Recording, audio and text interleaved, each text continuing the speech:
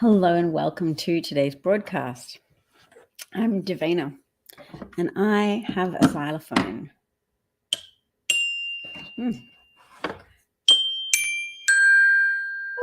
That's nice. Welcome. We're going to talk today about the House Republican Party and their bid for Speaker today, with Kevin McCarthy, aspiring Speaker for the new razor-thin majority. Actually, not razor-thin, mildly thin majority that Republicans currently hold in the House of Representatives. He received how many votes? He received 202 votes for the Speaker. Hello, Christopher. Nice to see you. In fact, Hakeem Jeffries received 212 votes. So more votes, but it's not determined by a plurality of votes at this stage. It would have to continue until someone receives a majority of votes, which is 218 if all members are present. And the Democrats definitely were all members present. And the Republicans had even George Santos be present. George Santos, who is currently famous for not merely padding his resume, but outright fabricating his resume. So let's have a tiny look at what somebody said about George Santos.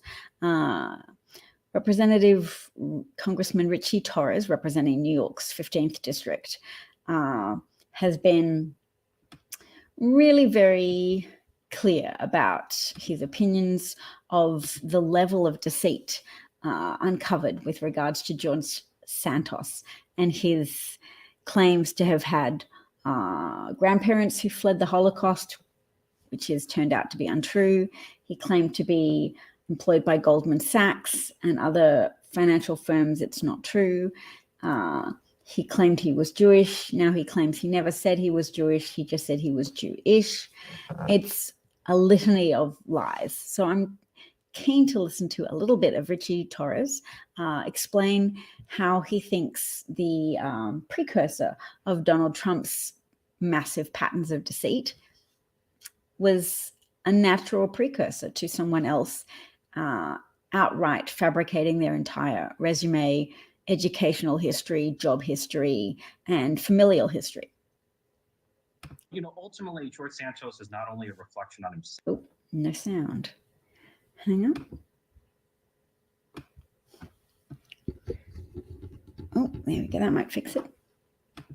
He's an indictment Okay. of what ultimately George Santos is not only a reflection on himself. He's an indictment of what the Republican Party has become. Fraudulence breeds fraudulence. And when you have a political party organized around the big lie, when you have a political party that's become a cult of personality around a fraud like Donald Trump, charlatans like George Santos will inevitably follow. So as far as I'm concerned, the fraudulence of George Santos must be seen in the context of the Trumpian rot at the core of the Republican Party. Ultimately, George Santos is not... What a good sentence. Ultimately, the fraudulence of George Santos must be seen in the context of the fraudulence of Donald Trump at the core of the Republican Party. And I would say at the core of the inherent fraudulence of the Republican Party, which claims ostensibly to be advocating for Americans and American workers, whilst secretly being a lobby group for the wealthy elite, and particularly the white wealthy elite, and the status quo in attendance for that. And their agenda is to try to deregulate America as much as possible, not to make Americans' lives easier, but to enhance the ability of various corporate vultures to profiteer at the expense of American lives, American freedom, and American safety. So I'm thinking of the people who want to do away with air and water quality standards, the people who want to do away with tax on the wealthy. They want to be venerated for their mere existence alone. They don't want to be compelled to contribute to the society that helped scaffold their success, and whose past system of tax contributions and taxing the wealthy made their wealth possible, made the infrastructure of America possible. So Molly's here. Hello, Molly. Nice to see you. You want to know if the Republicans will question him being sworn in. Good question. I think they're just avoiding him today. CNN put a camera on him apparently, so highlighting that people are not speaking to him and walking around him. I've seen him refuse to answer questions from the media. What can you say, really? He's already had his tentative effort to say, sure, I'm sorry for perhaps padding my resume or embellishing. He's tried to use as many minimizing words as possible. But because of the nature of his offense, that he's a joke, he's an object of ridicule, because every single claim he's made about himself has turned out to be fraudulent. He can't do any more work to minimize that. He's a walking joke on the Republican Party's credibility. Molly's elaborating on my note about the agenda of the Republican Party and the exploitative corporatists at its helm. The little donors controlling the robot from inside. They're keen to wind civil rights backwards. And not only because they don't want people who aren't white, heterosexual, or who aren't Christian to have rights.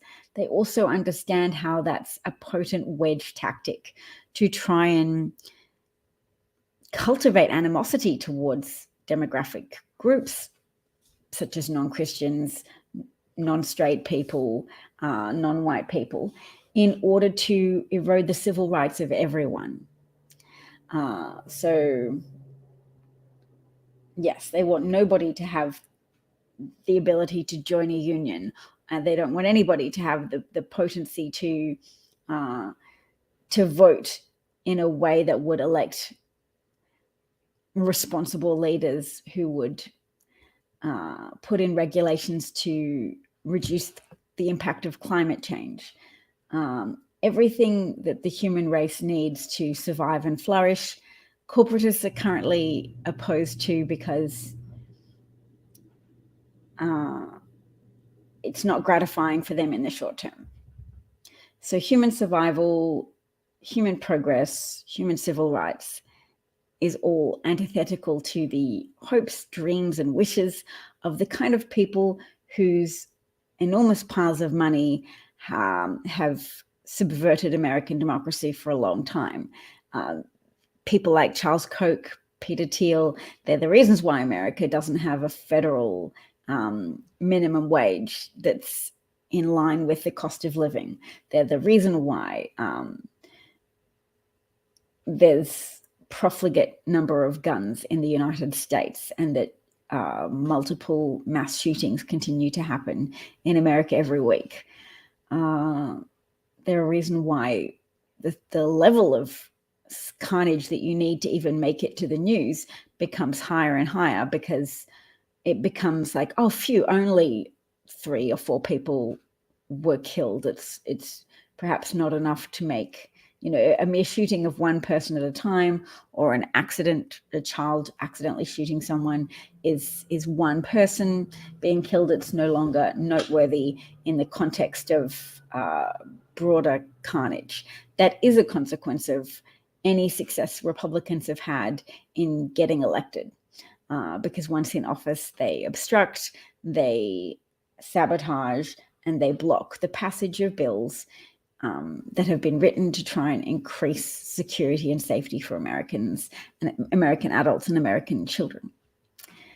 So yes, let's have a look at some more clips for today. I have an interesting clip of Marjorie Taylor Greene, and I know a lot of people don't want to hear what she and her ilk have to say.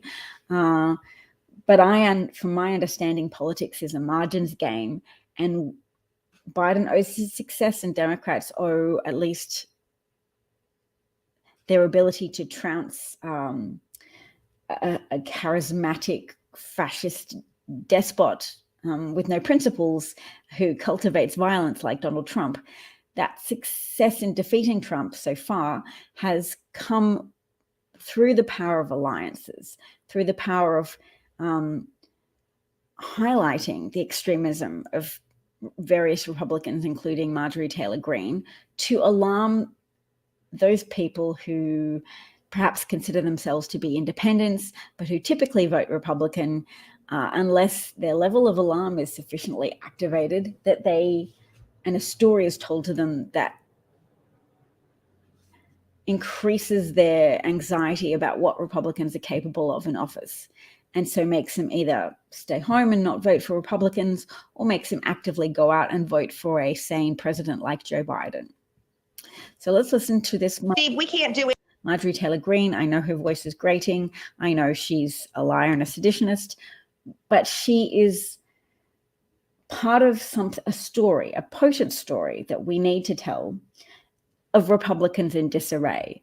The part of the media that is corporate captured typically tells that story about Democrats. They'll use facts of conflict and disagreement and any element of disunity or gender diversity to put a spin on it in the Democratic Party, and they'll call that Democrats in disarray.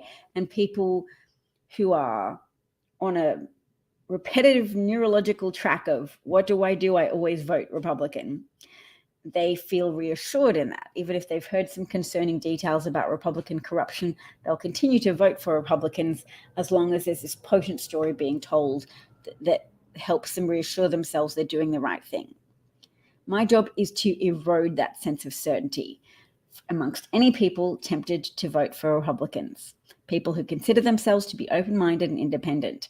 I need to help peel off those margins so that people understand it's not safe to just follow along with your personal inertia and vote for Republicans.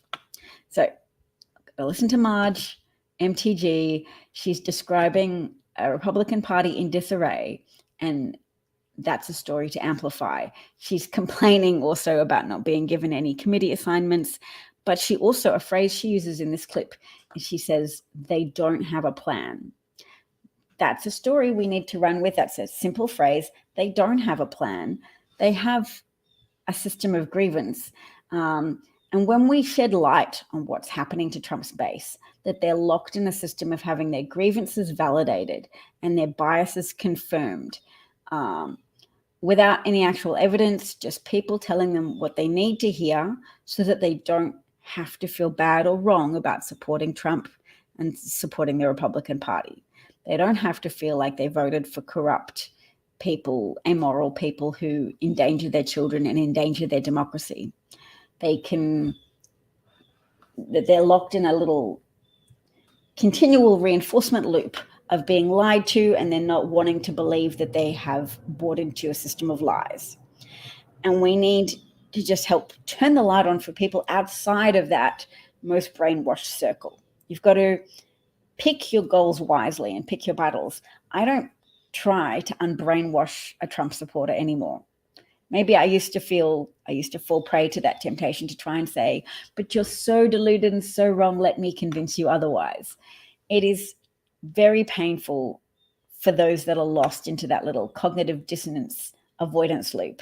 They don't want to engage with evidence that they were wrong. They don't want to engage with evidence that Trump is treasonous, and their ability to avoid reality is very finely honed and propels them to watch Fox News and OAN and cling to their ever more outlandish conspiracy theories because they have an ever greater, ever more pressing need to avoid confronting reality and avoid confronting their own gullibility and their own cognitive missteps, their own tendency to put their trust in the wrong people and the wrong sources of information.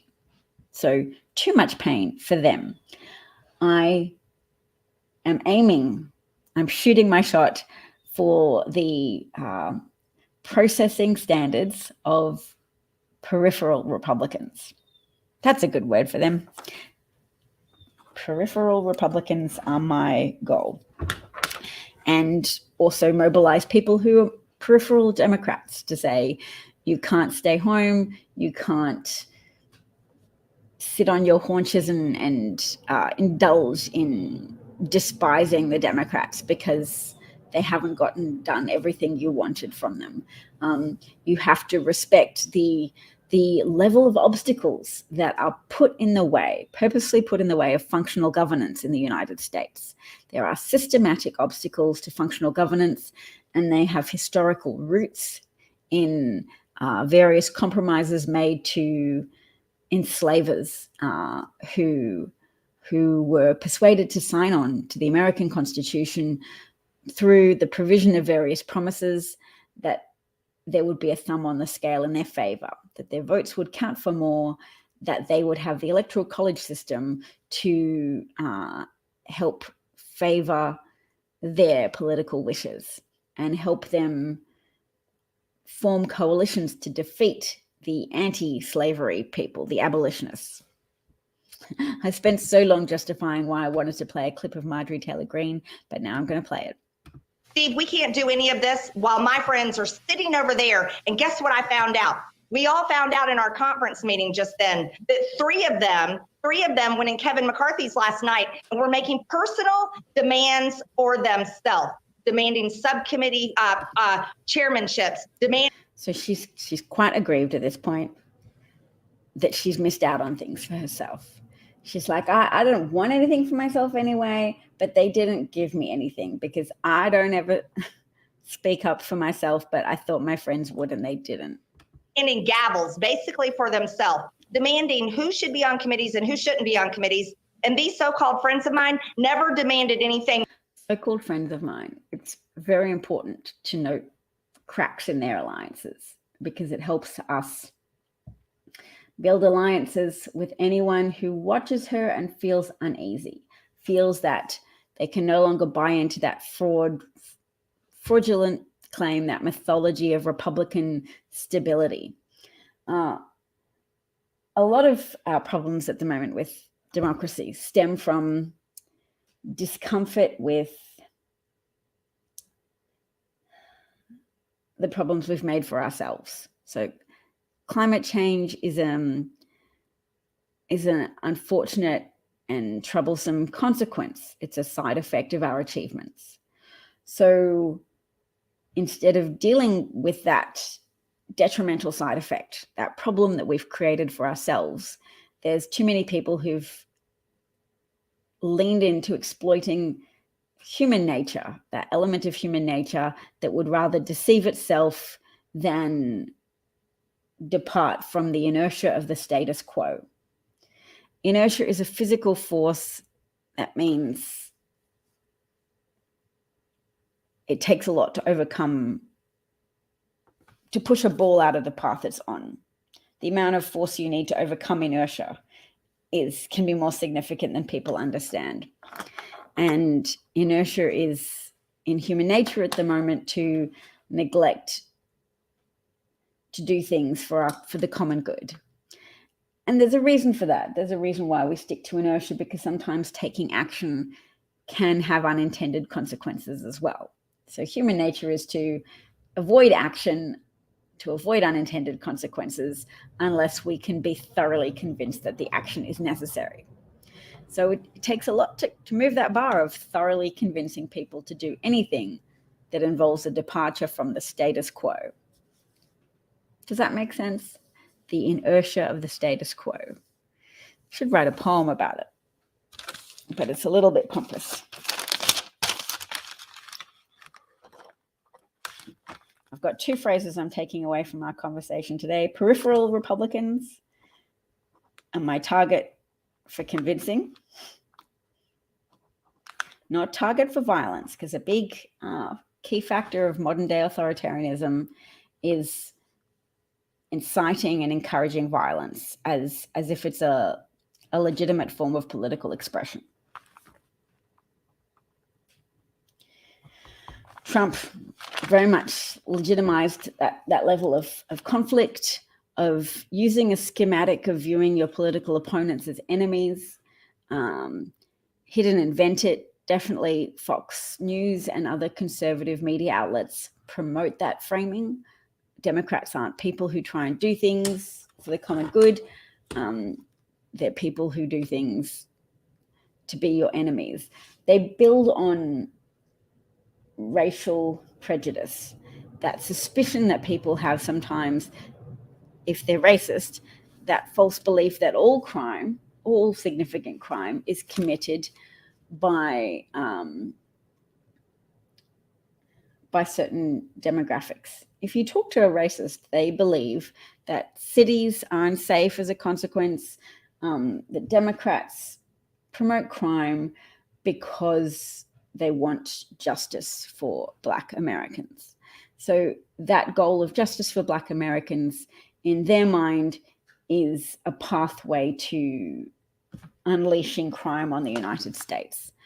They cannot cope with the idea of justice because their brains have marinated for a very long time in a hierarchical framing of the world, in which white people are deserving and Black people have some inherent qualities that make them worthy of suspicion and worthy of police brutality, of being the recipients and the targets of police brutality and systematic over prosecution, over policing, over conviction and unjust convictions. To them, that is the status quo, and any efforts to introduce more justice and to reduce injustice for Black Americans, that is, to them, is an injustice against their rights as superior white Americans. They might not even consider this to be a hallmark of deserved superiority in their minds. To them, it's just legitimate grievance against people who want to mess with the status quo. They don't understand historical patterns. They don't understand the longevity of racist tendencies. They don't understand the impacts of prejudice that is so widespread and systematic that it feels like the status quo. And they'll dispute any evidence of racism. They'll dispute that it's significant that house prices are higher if the person selling the house is white, and that there's multiple instances to support that redlining was not only a bank practice and a government practice. It continues to be a practice of many house valuers, real estate appraisers, who will consciously or unconsciously mark down a house price if there is evidence of habitation by Black Americans. So my claim is that there's a lot of psychological dysfunction that is attendant on people's stubborn refusal to engage with the reality of widespread prejudice tendencies in American institutions and the functioning of American institutions. All right. Sitting over there, and guess what I found out? We all found out in our conference meeting just then that three of them went in Kevin McCarthy's last night and were making personal demands for themselves, demanding subcommittee chairmanships, demanding gavels, basically for themselves, demanding who should be on committees and who shouldn't be on committees.